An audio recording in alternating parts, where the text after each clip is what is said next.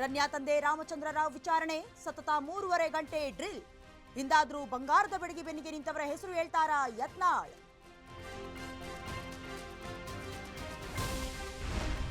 ಸದನದಲ್ಲಿ ಸರ್ಕಾರ ಕಟ್ಟಿ ಹಾಕೋದಕ್ಕೆ plan, ವಿಪಕ್ಷಗಳಿಗೆ CM master stroke.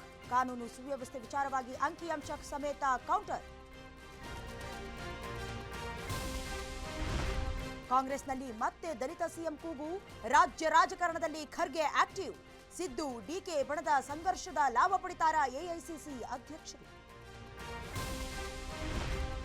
Gruhalakshmi Yuvanidhi ಬಳಿಕ ಅನ್ನಭಾಗ್ಯ ಸರದಿ. 3 ತಿಂಗಳಿಂದ ಅಕ್ಕಿಯೂ ಇಲ್ಲ, ಹಣವೂ ಇಲ್ಲ.